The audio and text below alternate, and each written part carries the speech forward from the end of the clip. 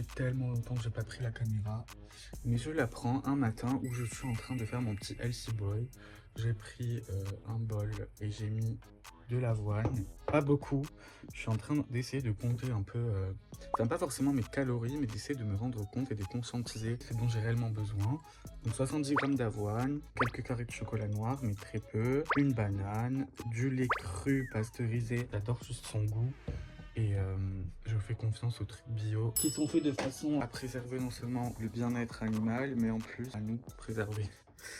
Et aussi, je vais boire un shot de gingembre le matin. Je trouve vraiment que depuis que j'en prends, ça me fait tellement du bien. Pas forcément moralement, hein. Je sais pas, j'ai l'impression que ça vraiment enlève toutes les mauvaises ondes dans mon corps. Et même ça me dégonfle le visage. Enfin, presque pas qu'une seule impression.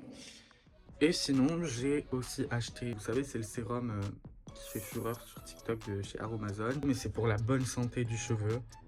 J'en ai strictement besoin puisque depuis ma dernière vidéo, mes cheveux, je les ai coupés.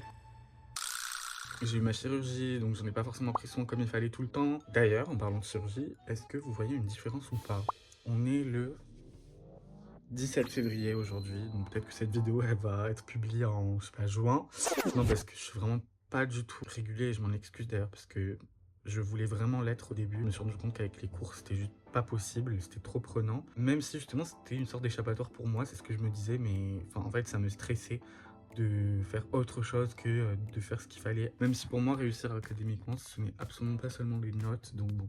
Depuis ma chirurgie, mes cheveux, j'en ai pas forcément pris trop soin. Et j'ai plus pris soin de moi, de ma chirurgie en fait, et de mon bien-être. Honnêtement, je vais beaucoup mieux parce que j'ai eu beaucoup de mal à un moment par rapport à ma chirurgie. C'est peut-être aussi pour ça que j'ai pas forcément publié de vidéos. Je ne me sentais pas forcément à l'aise dans mon corps. J'avais l'impression que j'avais changé, pas forcément dans le bon sens. Et j'ai l'impression que c'est encore en train de dégonfler. Bon, ça fait déjà plusieurs temps hein, que je l'ai faite. Comme je disais, on est mi-février. Je l'ai faite en septembre. Bon, on va compter avec les mains. Enfin non, du coup ça fait 5 mois pour moi. Octobre, novembre, décembre, janvier, février, voilà, 5 mois. Donc bientôt 6. Et ouais, c'est à partir du 6e mois que mon vrai visage apparaîtra quoi. Enfin apparaîtra, il est déjà apparu, mais que mon vrai visage il va vraiment se structurer correctement et tout.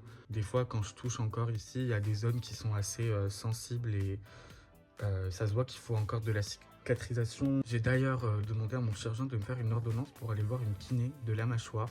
Normalement, on peut le faire sans forcément avoir fait une chirurgie, mais du coup, moi, puisque je l'ai faite, j'ai trouvé ça cohérent et tout. La kiné que mon chirurgien m'a conseillé n'a pas de place. Elle m'a dit qu'elle allait me mettre en tête de liste, etc.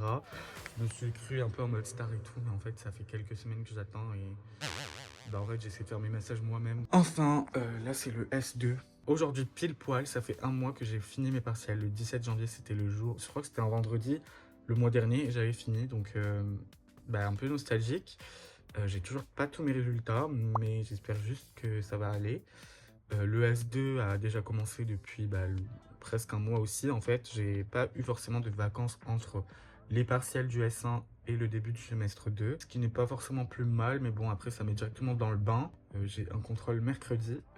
Je me demandais aussi si vous seriez intéressé que je fasse des vidéos, vlogs de ma semaine en cours, les plats que je prépare, la skincare que je fais, les petits trucs à dire par-ci par-là qui sont plutôt intéressants. Là, par exemple, j'aime pas forcément le fait que je suis juste devant vous, là, sans rien faire, sans bouger, sans parler ou vous montrer des choses. Je trouve que ça fait tellement pas forcément ennuyant pour vous à regarder, mais j'ai pas l'impression que je vous divertis. J'aimerais bien que mes vidéos puissent donner des informations utiles sur plein de sujets qui m'animent, etc.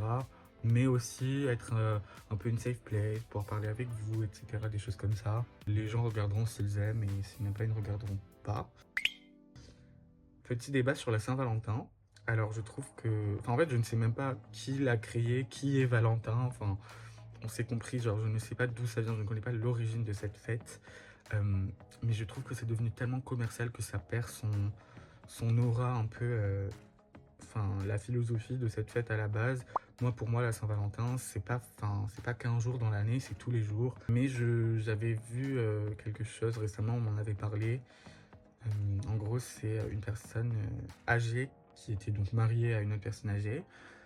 Elle lui offrait tous les ans des fleurs en disant mon amour ne fait que grandir pour toi ». Et avant qu'il ne meure, il avait précommandé pour les années à suivre des fleurs en écrivant après sa mort. Du coup, il avait écrit euh, mon amour sera éternel, et j'ai trouvé ça tellement touchant.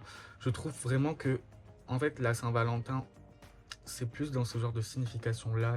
Mais je trouve que ça résonne bien plus qu'un simple bouquet de fleurs. Avoir un bouquet de fleurs, ça fait toujours du baume au cœur, mais je pense qu'il y a bien plus important dans un couple qu'un bouquet de fleurs et qu'une Saint-Valentin. Pour prouver l'amour qu'on a envers quelqu'un, c'est les gestes de tous les jours, c'est l'attention qu'on peut porter à la personne, le fait de la comprendre, surtout, et j'en passe. Voilà, donc là ça fait 9 minutes littéralement que je suis en train de vous parler avec un putain de masque sur la gueule, genre vraiment c'est le cirque dès le bon matin, mais bon on va pas s'en plaindre.